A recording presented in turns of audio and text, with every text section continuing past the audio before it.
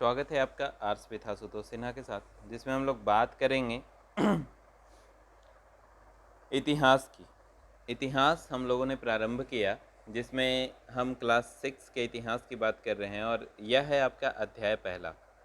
पहला chapter class 6 में है क्या, कब, कहाँ और कैसे। जी हाँ, इसका मतलब ही यह है कि इतिहास का विकास कहाँ हुआ, कैसे हुआ, या फिर किन चीज़ों का विकास कब हुआ, कहाँ हुआ और कैसे हुआ।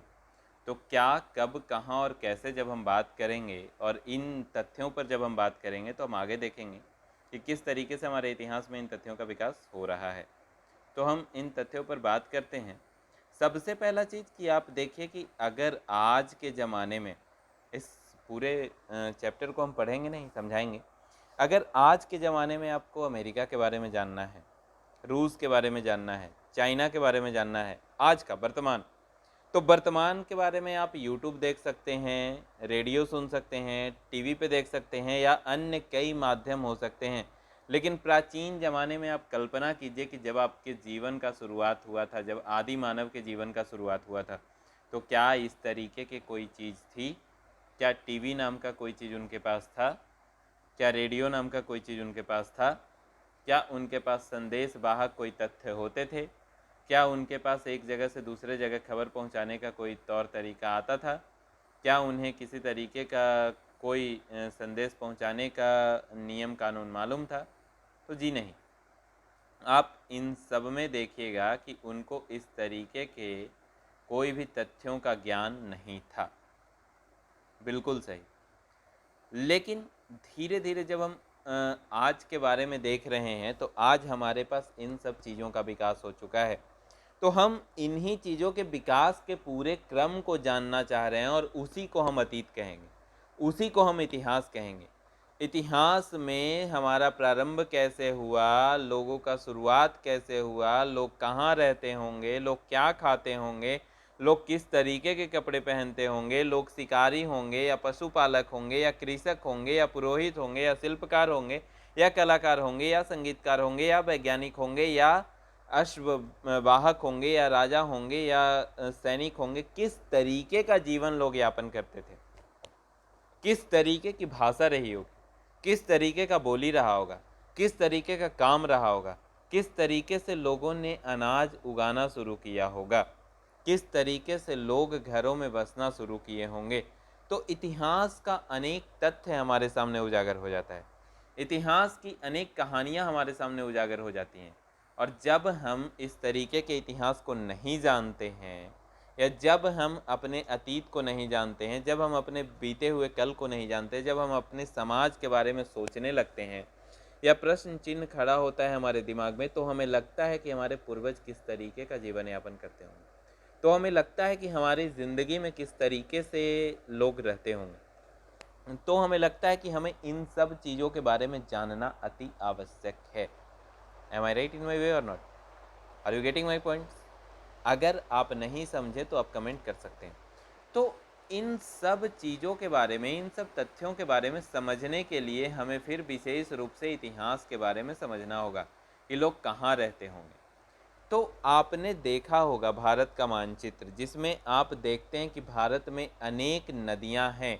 भारत एक तरीके से भौगोलिक रूप से आप देखिए तो भारत अनेक नदियों के द्वारा सिंचित होता है और इन नदियों के आसपास बसे क्षेत्र को ही हम क्या कहेंगे? इन नदियों के आसपास ही जीवन का आरंभ हुआ था। जैसे आप सबसे ऊपर देख लीजिए तो सिंधु नदी, सिंधु नदी के किनारे, और सिंधु 5 नदियों से मिलकर के बनी है, या फिर 5 उसकी सहायक नदियां आप कह लीजिए, जिससे वो बड़ी नदी तंत्र का निर्माण होता है। वो झेलम, चिनाब, वितास्ता, रावी और व्यास, है ना। तो इन नदियों के किनारे बसी सभ्यता को सिंधु घाटी सभ्यता तो हम कह देते हैं। लेकिन आप देखिए कि भारत में नर्मदा नदी, ताप्ती नदी के किनारे भी सभ्यताएं बसी थी। आप देखिए कि भारत में ब्रह्मपुत्र नदी के किनारे भी सभ्यताएं बसी थी। आप देखिए कि भारत में गंगा यमुना के किनारे भी सभ्यताएं बसना प्रारंभ हो रही थी। आप देखिए कि महानदी गोदावरी, कृष्णा, कावेरी के किनारे भी सभ्यताएं बस रही थी। तो इस तरीके से आप देखिए कि सबसे पहले जो सभ्यताएं बस रही थी या मानवों का विकास हो रहा था, मानवों का बसाव हो रहा था, वो नदियों के किनारे हो रहा था। इसके कुछ विशेष कारण रहे होंगे। क्यों नदियों के किनारे विकास हो रहा है, क्यों नदियों के किनारे बसावट हो रहा है, क्यों लोग नदियों के किनारे ही रह रहे हैं, क्यों मरुस्थल में नहीं रह रहे हैं, क्यों मैदानी भागों में नहीं रह रहे, क्यों पर्वतों पे नहीं रह रहे? क्योंकि आपने सुना है, आपको पता है कि जल ही जीवन है। अगर पानी ना हो तो जीवन नहीं है, अगर जल ना हो तो जिंदगी नहीं है। तो जल ही जीवन है की कल्पना जब हम और आप करते हैं तो हमें पता चलता है कि भारत का प्रथम बसावट नदियों के किनारे हो रहा था। तो नदियों के किनारे जब बसावट हो रहा था तो वहाँ पे लोग शिकार भी करते थे, आखेट भी करते थे। और सबसे पहला चीज आप मान लीजिए कि आदि मानव का जो विकास हुआ है वो डायरेक्ट, वो कहीं पे बस नहीं गए हैं। उनकी जिंदगी की शुरुआत जंगलों में हुई है। जंगलों में वो आखेट करना शुरू किए होंगे, जंगलों में वो शिकार करना शुरू किए होंगे, और धीरे धीरे धीरे धीरे उनका जीवन जो है स्थायित्व की ओर बढ़ा। आप इन नदियों के किनारे के बसावट को समझ चुके हैं, तो आप देखिए कि सुलेमान और कीर्तन की पहाड़ी, आप इन पहाड़ियों के बारे में पता लगाइए, है ना। जहाँ के स्त्री और पुरुष सबसे पहले अनाज का उत्पादन शुरू करते हैं, जहाँ फसल उपजाना शुरू किया गया था। तो इन पहाड़ियों के बारे में पता लगाइए। उसके बाद देखिए कि लोग पशुओं को पालतू बनाना शुरू किए थे।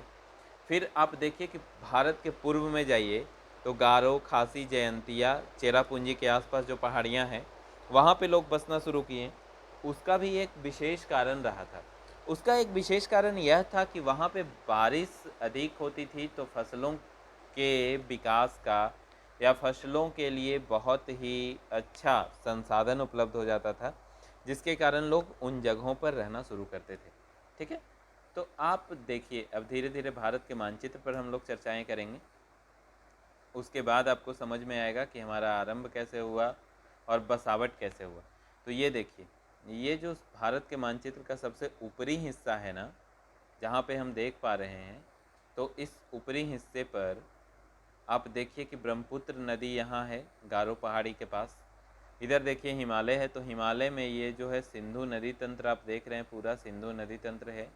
और सिंधु नदी तंत्र में आप देखिए 5 नदियाँ, ब्यास, रावी, चेनाब, झेलम और सतलज, है ना। इन सब नदियों से मिलकर के बना है सिंधु नदी तंत्र। और इन नदियों से मिलकर के बने होने के कारण इस पे मानवीय बसाव का विकास ज़्यादा हुआ। जैसे हड़प्पा सभ्यता की बात हम आगे के कक्षाओं में करेंगे, जिसमें आपको समझ में ज़्यादा आएगा, लेकिन ये एक बेस है जो आप मजबूत कर लीजिए। फिर आप देखिए कि सुलेमान और किरथर की पहाड़ियाँ जो हम लोग चर्चा कर रहे थे, ये सुलेमान और किरथन की पहाड़ियाँ पाकिस्तान वाले क्षेत्र में भारत के पश्चिमी भाग में बसे हुए हैं। और यहाँ पे लोगों ने अनाज उगाना सबसे पहले प्रारंभ किया। फिर यहाँ पर लोगों ने पशुपालन प्रारंभ किया। तो पशुपालन और अनाज उगाने से लेकर के यह क्रम और यह सिलसिला प्रारंभ होता है। और इस सिलसिला को ही हम क्या कहते हैं? इस सिलसिला को ही हम कहते हैं मानव जीवन का आरंभ। कब, कहाँ, क्या और कैसे हुआ, ये हम देख रहे हैं। इसके बाद हम देखते हैं कि भारत में कुछ पहाड़ियाँ ऐसी थीं और कुछ नदियाँ ऐसी थीं जिसके पास बसावट शुरू होते हैं। तो इन नदियों और पहाड़ियों पर हम लोग चर्चा करेंगे। तो इसमें आप देखिए कि गंगा नदी तंत्र, यमुना नदी तंत्र और चंबल यमुना की सहायक है। और दो नदियाँ जो पश्चिम की ओर बहती हैं, सतपुड़ा पहाड़ी के बीच से बहने वाली नदी नर्मदा और ताप्ती नदी। और उसके ऊपर देखिए विंध्याचल पर्वत। तो विंध्याचल पर्वत और सतपुड़ा पर्वत यह मध्य प्रदेश में है। और इन पर्वतों के आसपास बहने वाली दो नदियाँ जो भारत के बीचों बीच बहती हैं और यह पश्चिम की ओर बहती हैं, नर्मदा नदी और ताप्ती नदी। यहाँ पे भौगोलिक दृष्टिकोण से भी इम्पोर्टेंट है। नर्मदा नदी भारत का सबसे बड़ा जलप्रपात बनाती है, या फिर सबसे बेहतरीन जलप्रपात बनाती है, जिसका नाम है धुआंधार जलप्रपात। नाम भी कितना धुआंधार है ना, धुआंधार जलप्रपात। एकदम वाइट कलर का पानी वहाँ पे निकलना शुरू होता है, धुआंधार जलप्रपात। तो नर्मदा नदी की बात जब हम करते हैं तो धुआंधार जलप्रपात का निर्माण नर्मदा नदी करती है। ताप्ती नदी की बात जब हम करते हैं तो ताप्ती नदी पश्चिम की ओर बहती है और नर्मदा नदी पश्चिम की ओर बहती है। भौगोलिक दृष्टिकोण से एक और चीज़ याद रखिएगा कि यह दोनों नदी ज्वारनदमुख एस्चुअरीज का निर्माण करती है, एस्चुअरीज का। बाकी जो पूरब की ओर बहने वाली नदियां हैं वो डेल्टा का निर्माण करती हैं, लेकिन यह दोनों नदी एस्चुअरीज का निर्माण करती हैं। ठीक है, आगे हम देख लेते हैं। यह दोनों नदी अरब सागर में मिलती है। अब इन नदियों के पास मानव बसावट शुरू हुआ। उसके बाद नीचे की ओर आप देखिए महानदी गोदावरी, कृष्णा, कावेरी, पेन्नार, है ना। तो इन नदियों के किनारे मानव बसावट शुरू हुआ। अब मानचित्र पर सिंधु नदी आपको समझ में आ गया, गंगा और सोन समझ में आ गया।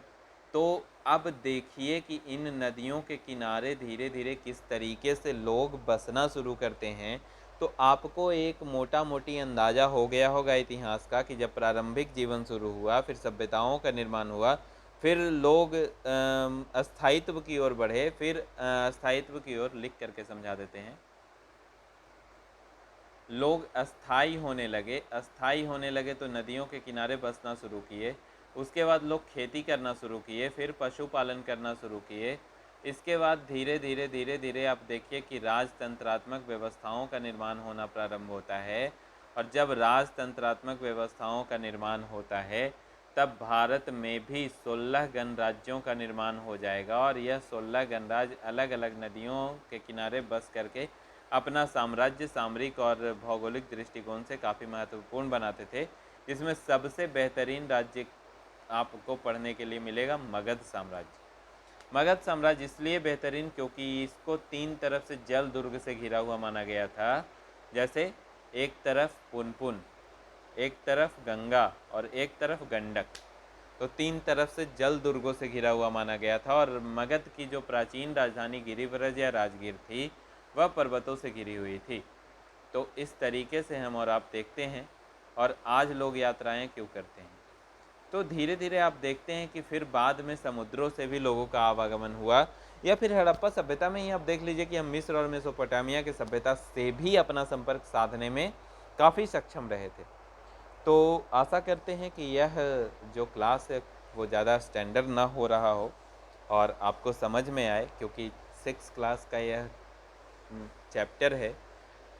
और आई थिंक स्टैंडर्ड मेंटेन करने में हम थोड़ा हाई लेवल पे चले जा रहे हैं, जिससे यूपीएससी लेवल तक के लोगों का डायमेंशन और मल्टी डायमेंशन विकास हो। ऐसे एक चीज़ आप मान करके चलिएगा कि जो बच्चे बड़े लेवल के सपने देख रहे हैं, जो लोग बड़ी तैयारियां करने का प्रयास कर रहे हैं, वो इस तरीके से पढ़ें कि आपका विकास थोड़ा अपर लेवल तक का हो सके, या इसमें कोई बड़ी बात नहीं हो। ठीक है, हम लोग आगे देखते हैं कि भारत का नाम इंडिया कैसे पड़ा। यह भी है आपको पढ़ना। तो इसके लिए सबसे इम्पोर्टेंट है भारत सिंधु सभ्यता के भारत में सबसे विशाल नदी तंत्र सिंधु नदी तंत्र हुआ करती थी जब भारत अखंडित भारत था, है ना। तो उस सिंधु को इंग्लिश में इंडस बोलते थे, इंडस वैली सिविलाइजेशन। और इंडस शब्द से इंडिया शब्द निकला है कि इंडस जिस देश में बहती है वो इंडिया है ना। उसके बाद भारत में आर्य लोग आए, तो आर्य लोग जिस देश में निवास करेंगे उसको आर्यावर्त कहती है। ठीक है, उसके बाद आप देखिएगा कि भरत नाम के राजा का विकास होता है। तो भरत नाम के राजा जो अखंडित भारत पे शासन करते हैं, भरत नाम के राजा जो अखंडित भारत पे शासन करते हैं, उससे आपका भारत का या फिर भारत इस देश का नाम भारत पड़ता है। तो इस तरीके का इतिहास रहा है भारत का, है ना। और अतीत के बारे में हम जाने कैसे, अतीत के बारे में हमको पता कैसे चलेगा, किन जगहों से पता चलेगा, तो यह बहुत इंपॉर्टेंट चीज़ है कि अतीत के बारे में पता करने के लिए हमारे पास साक्ष्य होना, प्रूफ होना बहुत ज़रूरी है। M I right in my way और नॉट? समझ पा रहे हैं मेरी बात या नहीं? तो समझ पा रहे हैं तो बताइए कि प्रूफ कैसे हो सकता है। तो प्रूफ हो सकता है अनेक प्रकार का, जिसको आप कहिएगा, जिसको आप कहिएगा आप बताएंगे या हम बताएं? हम बताते हैं। जिसको आप कहिएगा प्राथमिक साक्ष्य, प्राथमिक साक्ष्य, द्वितीय साक्ष्य, तृतीय साक्ष्य, है ना। ये 3 तरीके का। तो प्राथमिक किसको कहिएगा, द्वितीय किसको कहिएगा, तृतीय किसको कहिएगा? तो उसके लिए विशेष तौर से आप देख लीजिए कि जो साक्ष्य उस समय के साक्ष्य उपलब्ध हों। जैसे कि कोई मंदिर का निर्माण किया गया है तो उसी समय का है ना, उस समय के साक्ष्य उपलब्ध हों। अब उस समय के साक्ष्य में कोई स्थापत्य हो सकता है, कोई कला हो सकता है, या कोई इस तरीके की चीज़ जो उस ज़माने से निकल कर के आए हों या खुदाई में मिले हों, तो वो हो सकता है, या लिखित साक्ष्य भी हो सकता है। तो लिखित साक्ष्य में सबसे प्राचीन साक्ष्य होती हैं पांडुलिपियाँ। पांडुलिपियाँ, पांडुलिपि क्या होता है? पांडुलिपि होता है मैनुस्क्रिप्ट। अब आप बोलिएगा कि आपने तो अंग्रेजी कर दिया। अंग्रेज तो हम हैं नहीं, हम तो हिंदी हैं। हिंदी हैं हम, वतन है हिंदुस्तान हमारा, तो हम कैसे समझेंगे? तो पांडुलिपि कहने का मतलब कि वैसी लिपि जो किसी पत्र पर, किसी पत्ते पर लिखी जाती थी। यह पत्र होता था भोजपत्र, यह पत्र होता था ताड़पत्र। ताड़पत्र, ताड़ देखा है आपने? ताड़ का पत्ता जो सबसे बड़ा वृक्ष होता है। जैसे कबीर का एक वाणी याद आता है।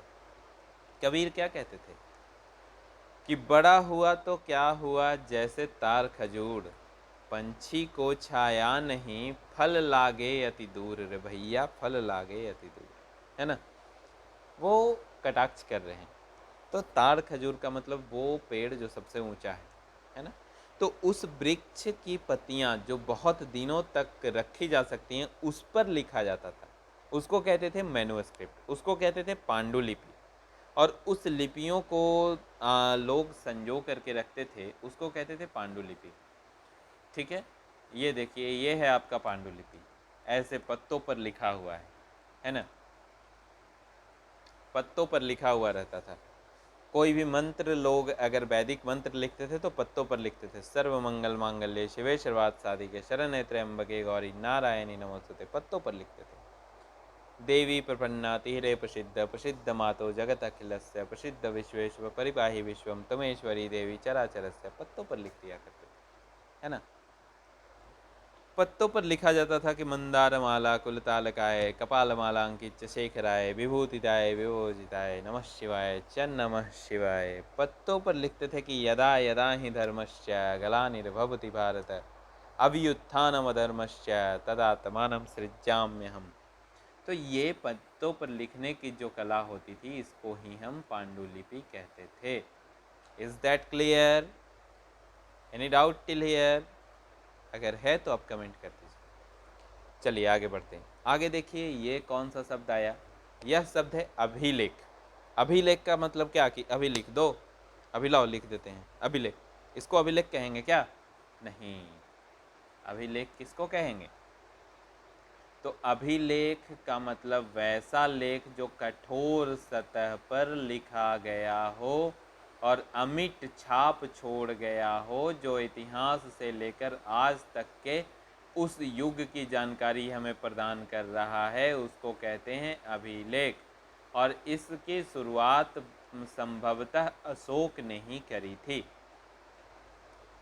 ठीक है, और भी अनेक शासक अभिलेखों के द्वारा लिखा करते थे, लेकिन इसकी शुरुआत संभवतः अशोक ने ही करी थी। और अशोक के अनेकों अभिलेख मिलते हैं। जैसे आप देखिए, बिहार के गया जिला के बराबर, अभी ये जहानाबाद जिला में आ गया है, बराबर की गुफा में, उत्कीर्ण गुफा के गेट पर बहुत सारे अभिलेख हैं जो ब्राह्मी लिपि में, खरोष्टी लिपि में, प्राकृत लिपि में लिखी गई थी और जो अभी तक नहीं पढ़ा गया है। अशोक के कुछ अभिलेखों को जेम्स प्रिंसेप ने पढ़ा है, लेकिन अनेक अभिलेखों को अभी तक नहीं पढ़ा गया है। देखिए, यहाँ पे आप देखिएगा कि 2250 वर्ष पुराना अभिलेख वर्तमान अफगानिस्तान के कांधार से प्राप्त हुआ है और यह अभिलेख अशोक द्वारा लिखवाया गया था। Is that clear? Any doubt till here? नहीं। तो अब देखिए, क्या तुम बता सकते हो कि कठोर सतह पर लेख लिखवाने से क्या लाभ होते थे? तो एक लाभ कि राजा जो आदेश देना चाहता था वह आदेश अमिट रहे और वह आदेश जनसाधारण तक जाए और वह आदेश आने वाले युगों युगों तक या युगांतर तक जीवित रहे। और यह बहुत ही बेहतरीन साक्ष्य है हमारे इतिहास को जानने का। यह बहुत ही अच्छा साक्ष्य है हमारे इतिहास को जानने का।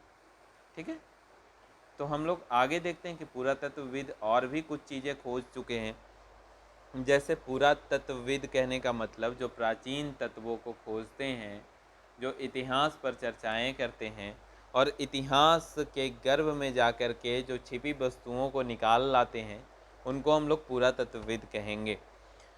और उन पुरातत्वविदों द्वारा की गई खुदाई में जो सामग्रियां मिलती है उसको कार्बन डेटिंग पद्धति के तहत उसका डेट निकालना या उसके डेट से इतिहास का पता करना ही पुरातत्वविदों का काम होता है। ठीक है, तो आप देखिए इस तरीके से अतीत, अब देखिए एक यहाँ पे टॉपिक है अतीत एक या अनेक। तो आप अलग अलग समय में अलग अलग इतिहास पढ़ते हैं जिसको आप अतीत के बहुवचन के रूप में मान सकते हैं। तिथियों का मतलब क्या है? सही बात है, तिथि का मतलब आज का डेट, आज की तारीख, आज का समय, जिसको आप लिख सकते हैं, गणना कर सकते हैं। तो ये तिथि का विकास कैसे हुआ, तिथि का परिवर्तन कैसे हुआ? तो पहले तो अलग अलग संवत चलता था, शक संवत, विक्रम संवत, है ना। तो अलग अलग संवत अलग अलग राजाओं ने शुरू किया, लेकिन तिथि की शुरुआत बहुत ही कंफ्यूजिंग चैप्टर है, तो इसको आप समझ लीजिए कि ईसा मसीह के जन्म से तिथि की शुरुआत मानी जाती है, क्योंकि अंग्रेज़ों के आने के बाद इस तरीके की कल्पनाएं शुरू की गई। तो आप ईसा मसीह के जन्म को 0 मान लें। इसके बाद जो भी तिथि हुई वो क्या हुआ? तो 1 ईस्वी, 100 ईस्वी, 200 ईस्वी, 2022। ठीक है, 2022, ये इसको आप क्या कहिएगा? तो इसको आप एडी कहिएगा, अन्नो डोमिनी 2022 एडी। ठीक है, लेकिन इधर 1, 2, है ना, 363 ईसा पूर्व, अशोक या फिर बुद्ध का जो भी है, तो ईसा पूर्व कहने का मतलब, या इंग्लिश में बीसी कहने का मतलब, बिफोर क्राइस्ट कहने का मतलब कि ईसा मसीह के जन्म से पूर्व जो तिथियां रही थी उसको ईसा पूर्व कहेंगे, और ईसा मसीह के जन्म के बाद जो तिथियां रहेंगी उसको ईस्वी कहेंगे, या फिर एन्नो डोमिनी कहेंगे, एडी कहेंगे। ठीक है, और इसको इंग्लिश में बीसी कहेंगे, मतलब लेफ्ट हैंड साइड वाला बीसी, राइट हैंड साइड वाला एडी। तो बीसी का मतलब बिफोर क्राइस्ट, एडी का मतलब Anno Domini. Is that clear in my way? Okay, then हम लोग आगे बढ़ चलिए। तो ये भी क्लियर हो गया, इतिहास का तिथियाँ सब क्लियर हो गया आपका। अब ये चैप्टर ख़त्म हो गया, तो पहला जो है वो सवाल आप सॉल्व करेंगे, नहीं बनेगा तो आप कमेंट में लिखेंगे। लेकिन देखिए सवाल क्या है, पुरातत्वविदों द्वारा पाई जाने वाली सभी वस्तुओं की एक सूची बनाओ जिसमें से कुछ वस्तुएं पत्थर की बनी हो। तो यह काम आप लोग कर लीजिए, आपका है। और बने रहिए हमारे साथ। बहुत बहुत धन्यवाद आपका।